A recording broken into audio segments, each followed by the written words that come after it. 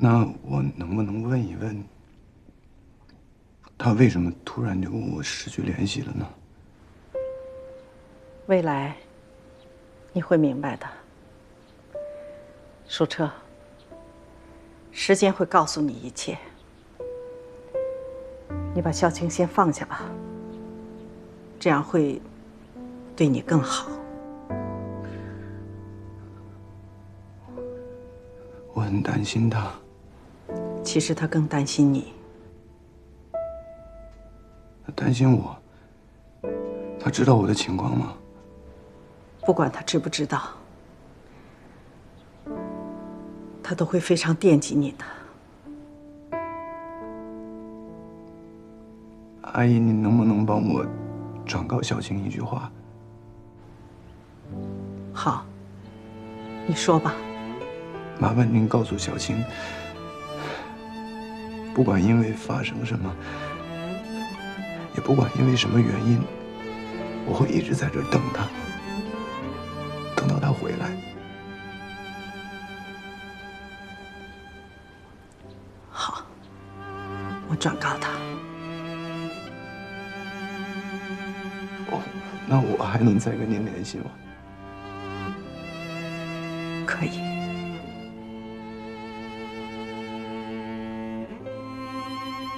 谢谢阿姨。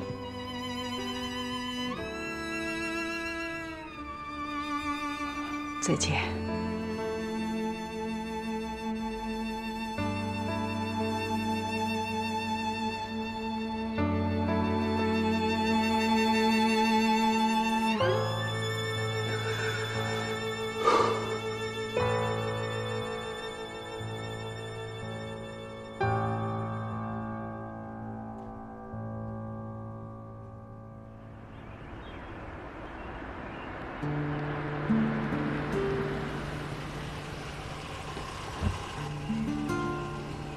您好，请出示一下您的证件。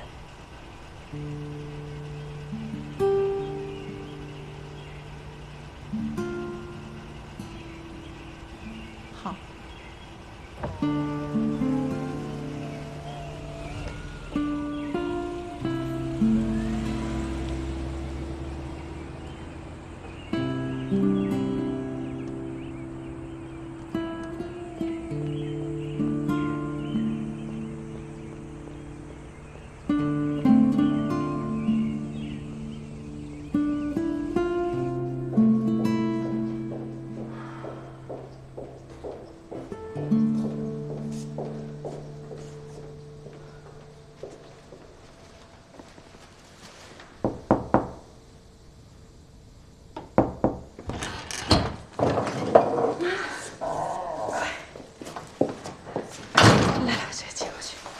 可想念你做的饭和菜了。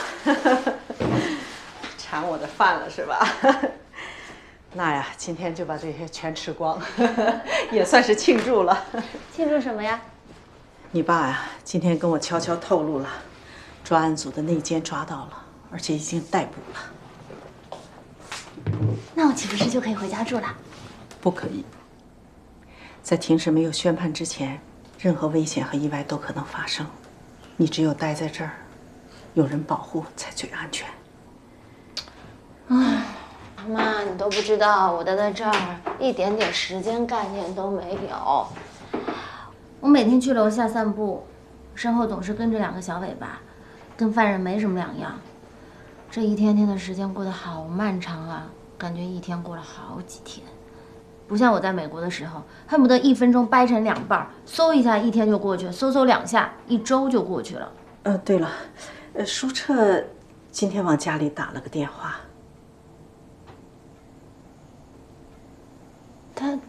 他怎么知道我们家电话呀？他从北大法学院那儿弄到的。他回来了。那他已经知道他家出事了。但是他对你为什么离开好像一无所知。他说什么？他就一直在追问你为什么失踪失联。你怎么说呀？我能说什么呢？我就跟他讲，时间会告诉他一切的。以后你会跟他解释的。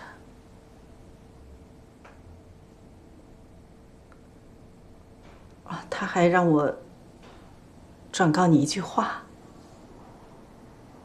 什么？他说不管因为什么，不管发生什么，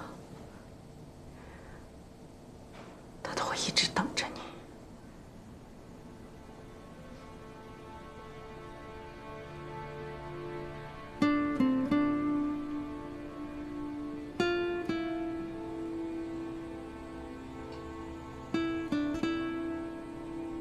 他还什么都不知道。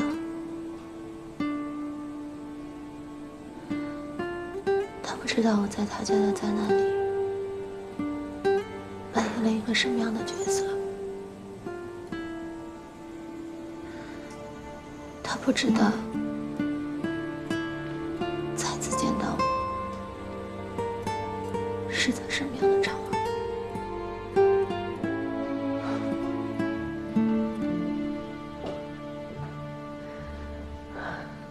晴，他早晚会明白，你不是有意欺骗的，你也不希望这样。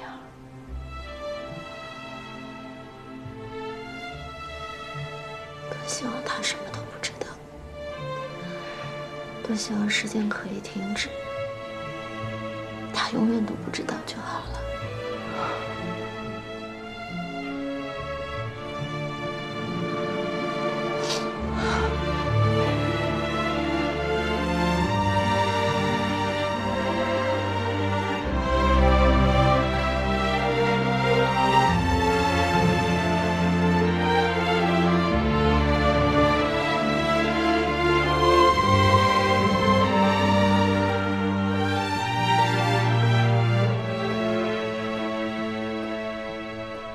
时间过得很慢，很慢，但它并没有随我的愿停下来，只是停下了我和舒澈妙莹的流血。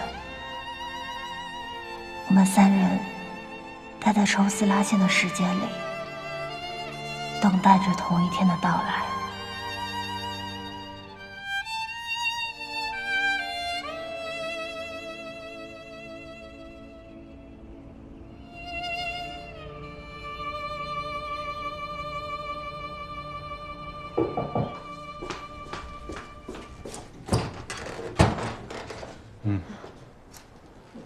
你怎么来了？爸，青儿，我必须要和你谈一谈，这件事情事关重大。什么事儿啊？你坐那说。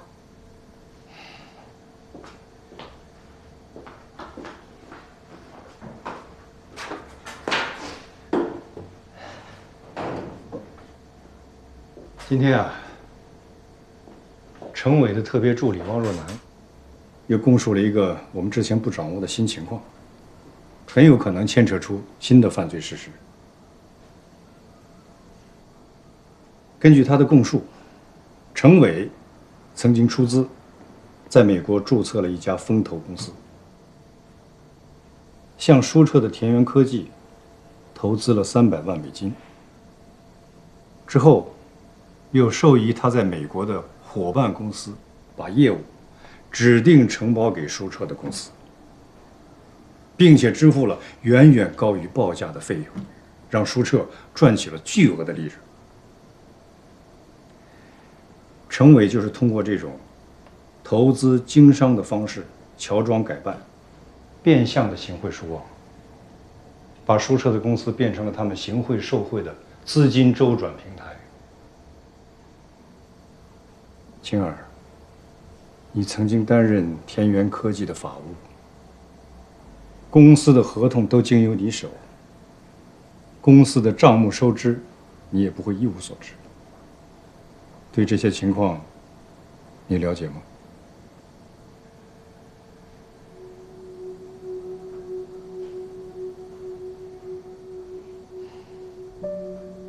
你全都知道，对吧？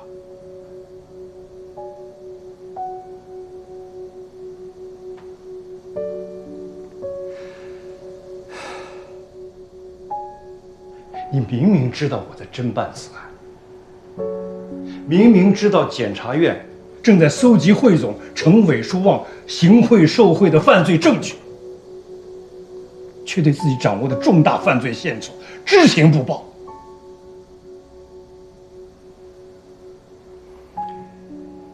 你是怕舒澈牵扯进去，对吧？好啊，程伟不说，舒旺不说，你和舒澈也不说。如果不是汪若楠立功心切，想把自己摘得更干净，那这么重大的一部分犯罪事实，这么新型的行贿受贿的手段，就被掩盖了。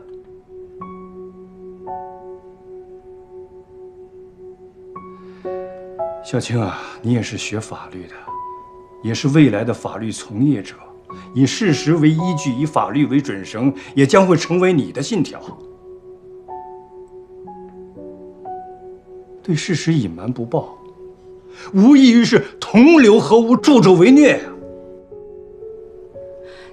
你别忙着上纲上线，凭什么亲人都得知道啊？它是法务又不是财务。既然是新型的行贿受贿，既然是用办公司投资经商的高明手段乔装改办，在合同和账目上都找不到法律的漏洞，他们在桌面下的这些勾当和伎俩，青儿怎么会知道呢？我肯定他知道。青儿，事到如今，你不能再对我有丝毫隐瞒了。法律规定，每个知情的公民都必须履行作证的义务。你必须接受检察院和检察官的正式盘问，交代你在担任法务期间经手和了解的舒澈公司的合同和账目状况。你还真把闺女当犯罪嫌疑人审呐？于私，你也需要告诉我，你和舒澈的关系究竟到什么程度了？这一点至关重要，这决定了你在案件当中的身份和立场。因为如果证据确凿的话，舒澈即使不被追究法律责任，也事实上参与了犯罪，成为了舒旺索贿受贿链条当中的一环。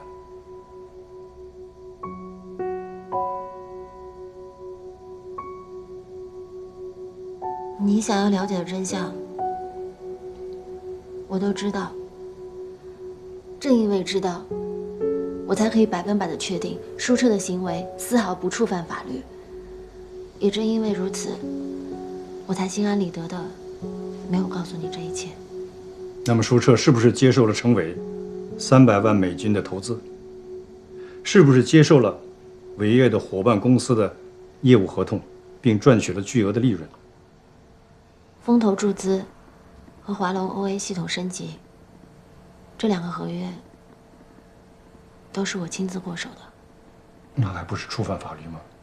没有，因为舒澈他把300万美金的风投和承包华龙业务的170万利润，分文不差的退回给了这2家公司。因为舒澈的拒绝，陈伟变相行贿的企图没有实现。这些你都是可以去查的。在田园科技的账目上清清楚楚地印证了我说的这些事实。你是说，舒澈把那些钱全都退回去了？没有想到，对吗？谁都不会想到，就连和舒澈一起创业的小伙伴们，他们都无法理解他的退款行为，因为在大家眼里，这笔钱来得光明正大。更让人想不到的是，舒澈为了防止陈伟利用他公司行贿的可能，他不顾全公司的反对，暂停了田园科技的所有业务，并且不惜停止千辛万苦研发出来的域名解析服务器的市场推广。你看看，多干净的孩子！请你们去调查团队的每一位成员，让他们告诉你，舒澈做了一件在别人眼里多么匪夷所思的事情，让安妮来告诉你们，他是多么的百思不得其解，但不得不执行舒澈的指令，将那2笔款项打回给风投和华龙的账户。使得田园科技的账户一夜之间清零，甚至负债，付不出员工的薪水。我陪着舒澈经历了这所有的一切，从开始他对父辈权商勾结的一无所知，到他对唾手可得的钱感到不安和受之有祸，再到最后，他专程回国向他的父亲追问究竟。他所走的每一步路，我都清清楚楚地看在眼里。但这所有的一切，除了我之外，他没有任何人可以去倾诉。他没有办法阻止父辈之间的利益捆绑，他对他们之间的潜规则无能为力。但至少他做到了他曾经自己说过的一句话：如果我们没有办法改变这个世界，但至少可以不被改变。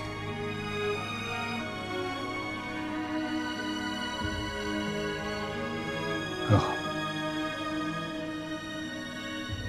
晴儿，你现在是说忘受贿案最至关重要的证人。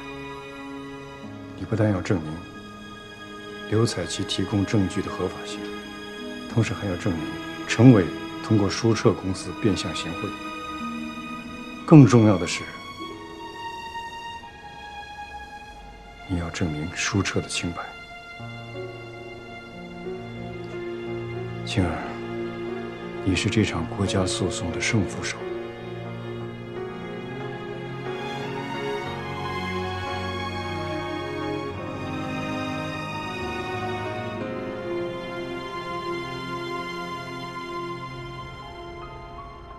这是田园科技过去2年银行的流水，每一项收入和支出都有清晰的显示，请你确认一下。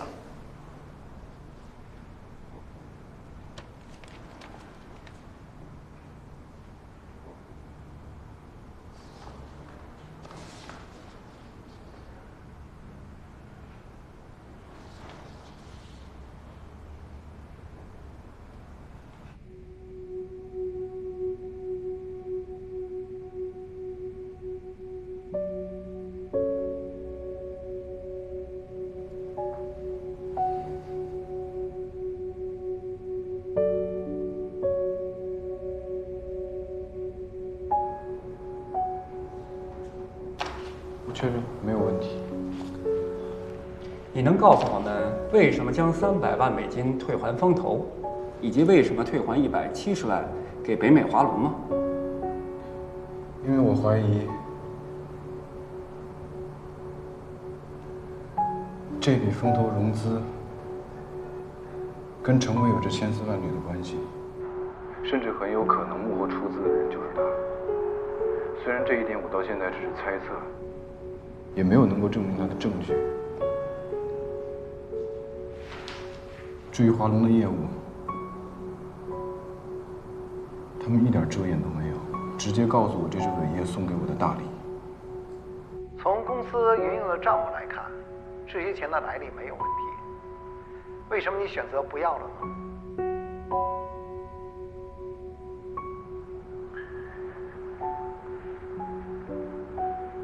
因为我清楚他们是什么，我只遵循我自己的内心。最后一个问题，这一切你父亲舒望知情吗？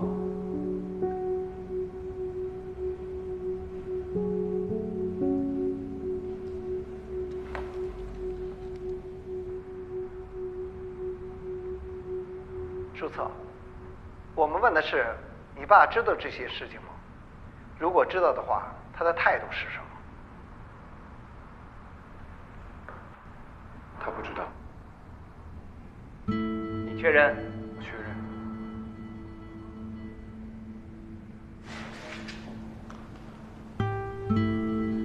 这是你和我们的谈话笔录，请你确认无误。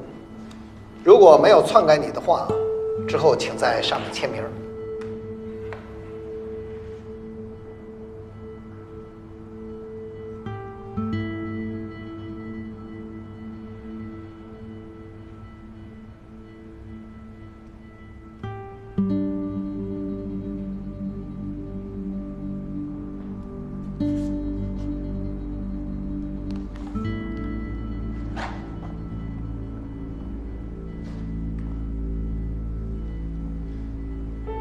现在你可以离开了。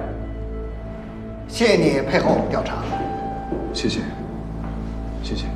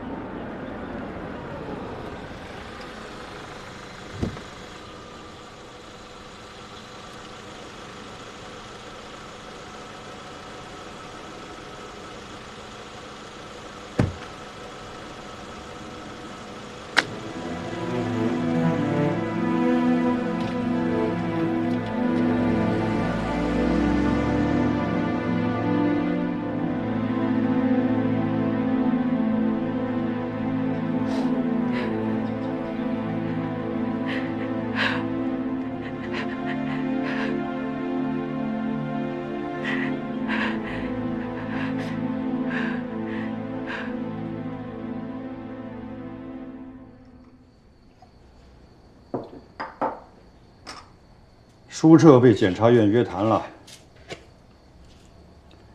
他的陈述跟你的说法是一致的，这也跟我们对田园科技的账目以及公司员工的调查结果互为印证。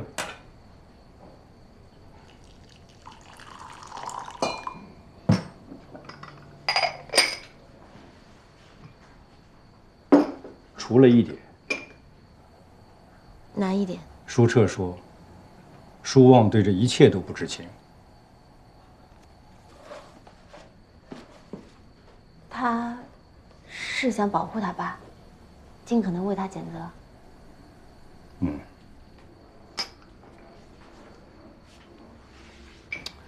那舒澈现在还会被追究责任吗？虽然他退回了变相贿赂金，但是这一部分的事实仍然会被列入起诉书，作为成为行贿未遂的证据。法院什么时候开庭？很快。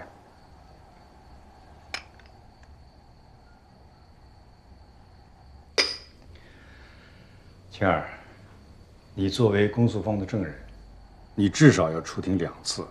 2次？对。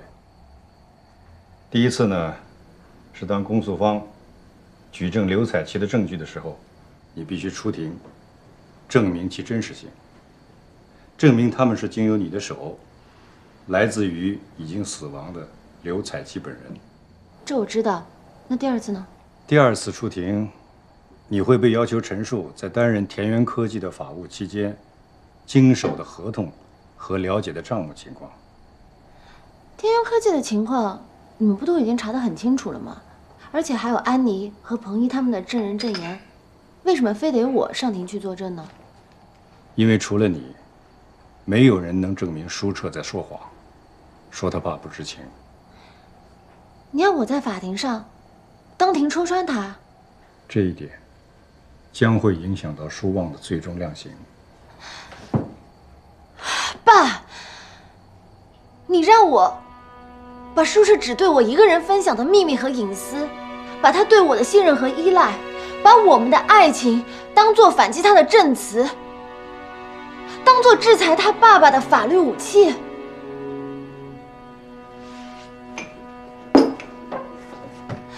你让我在法庭上怎么去面对他？你让我以后怎么去面对他？如果我按照你说的所有的都这么去做了，我跟他的一切就都毁了。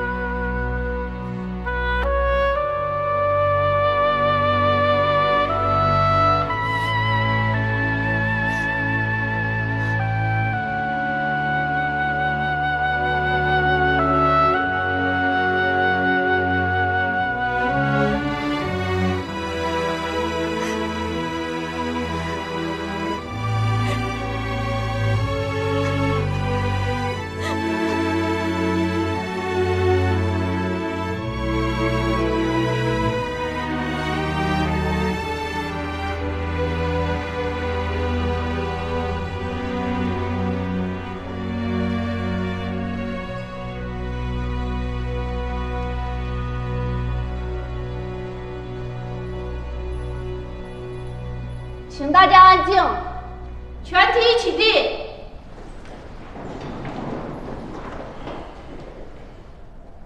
请审判长、审判员入厅就座。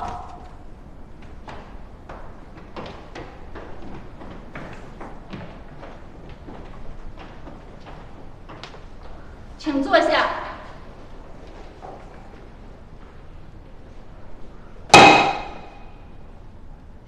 燕州市中级人民法院刑事审判一厅对燕州市人民检察院提起公诉的被告人舒旺涉嫌受贿一案，现在予以公开审理。传被告人舒旺到庭。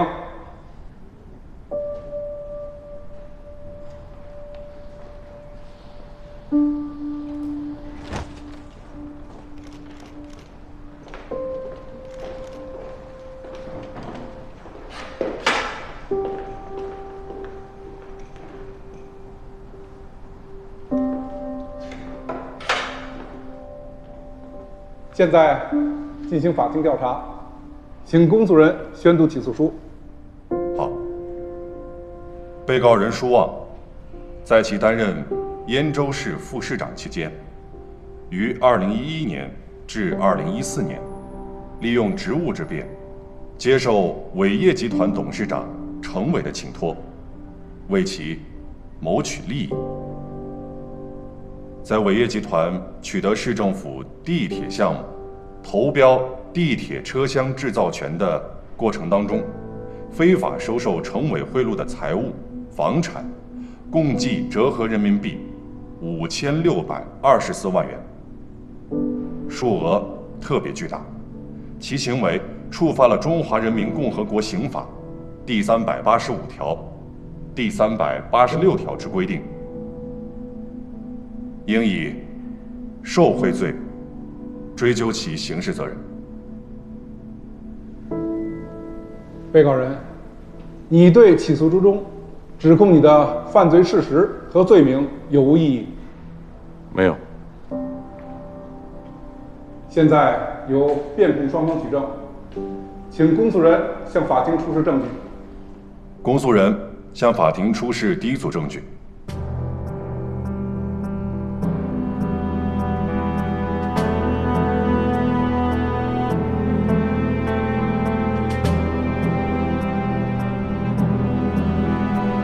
公诉人向法庭出示第二组证据。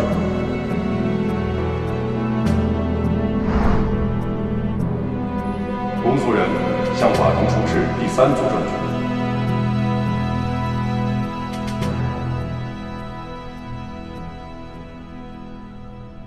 现在法庭进入证人质证阶段，法庭传唤公诉方证人肖青出庭作证。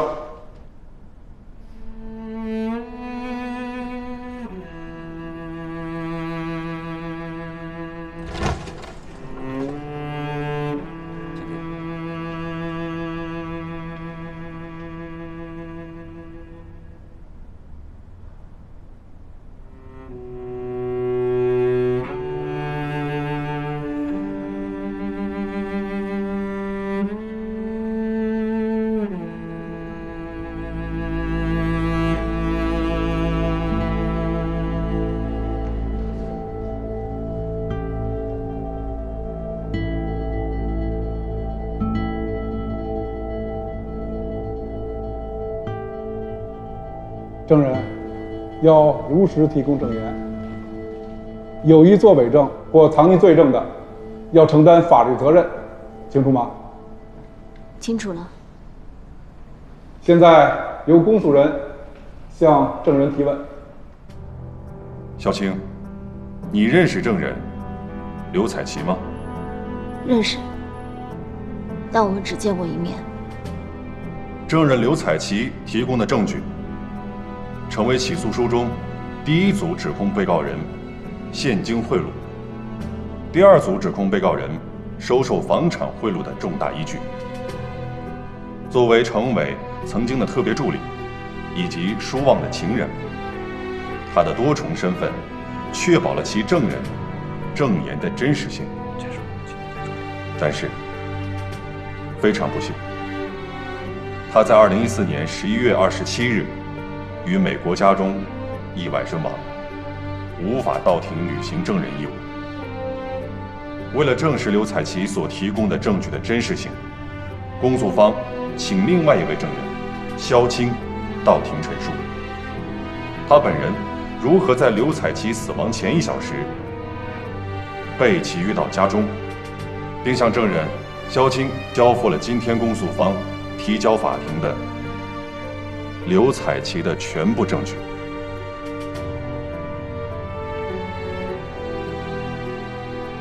2014年11月27日下午3点，我按照约定来到美国旧金山富人区刘彩琪居住的别墅。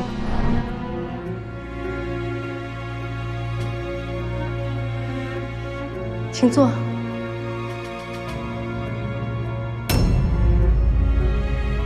硬盘里的电子文件我都有拷贝，纸质单据我也留了复印件，但是所有的原件都在这个文件袋里。离开刘彩琪家的第2天，我在媒体报道上看到了她的死讯。随即，我被采取了保护措施，离开旧金山回国，直到今天出庭。我确认保证，刘彩琪死亡当天亲手交给我的证据，完好无损地递交给司法机关。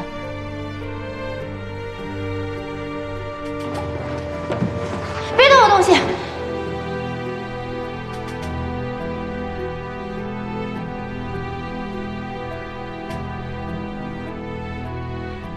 下面由被告辩护人向证人发问。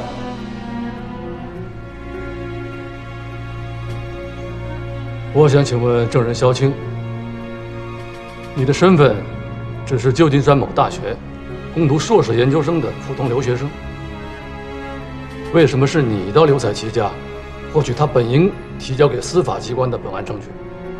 为什么你有关系和渠道把这些证据传递给负责侦查本案的专案组检察官？因为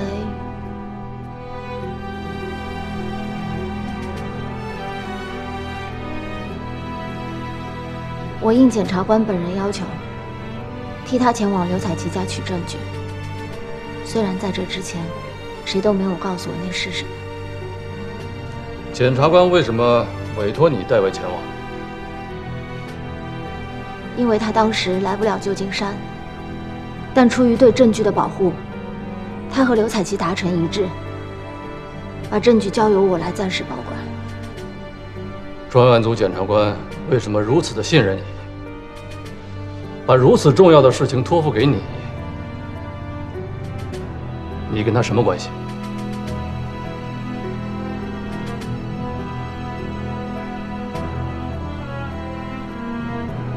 检察官是我父亲。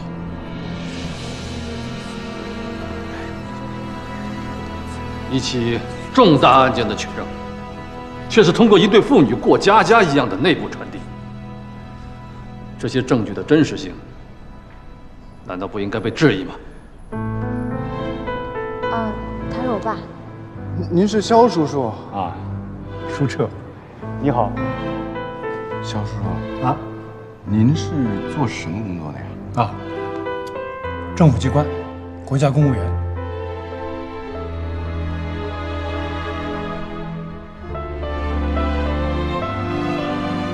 请证人退庭。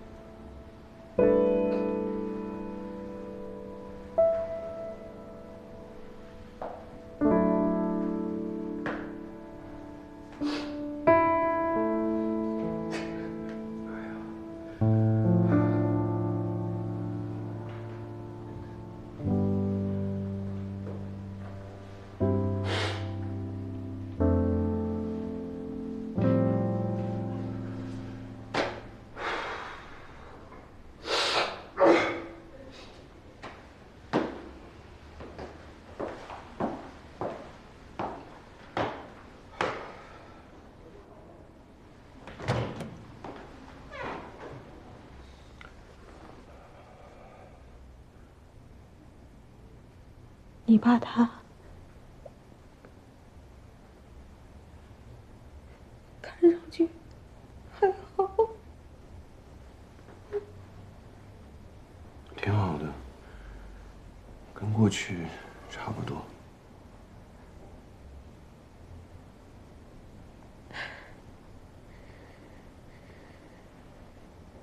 下次庭审的时间宣布了吗？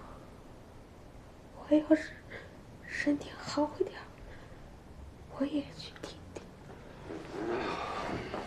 你还是别去了。你现在要做的事情就是养好身体，不要被任何事情影响。您放心，一切有我。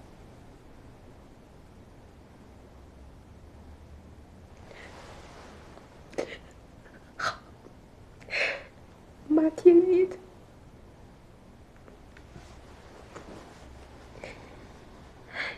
你怎么样？都好吗？我挺好的，你放心吧啊。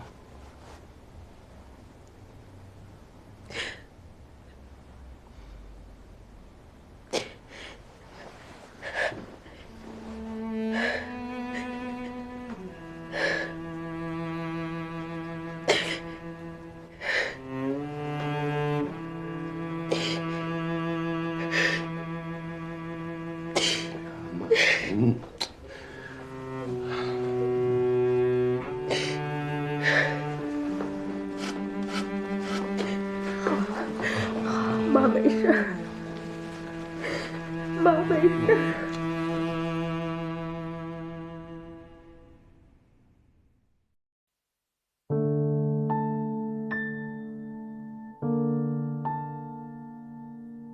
爱与恨的边际，聚与散的别离，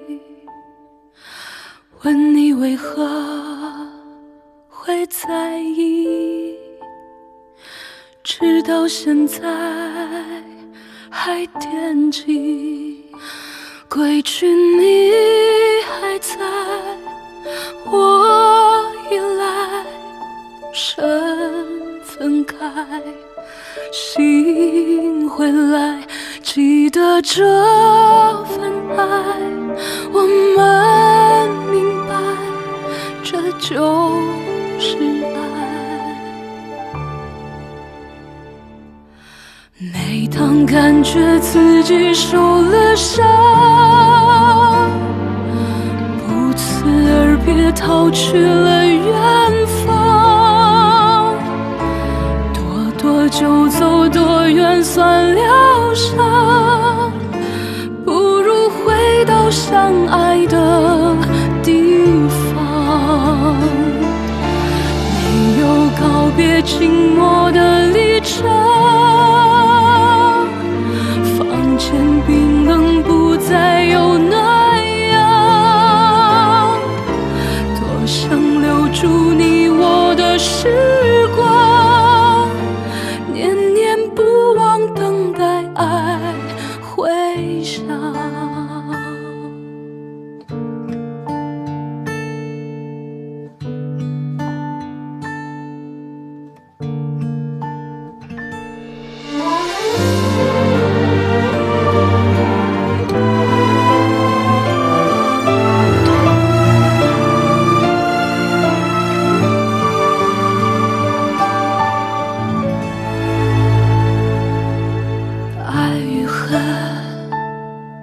的边际，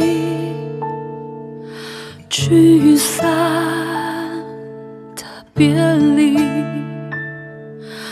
问你为何会在意，直到现在还惦记，归去你还在，我已来，身分开，心回来，记得这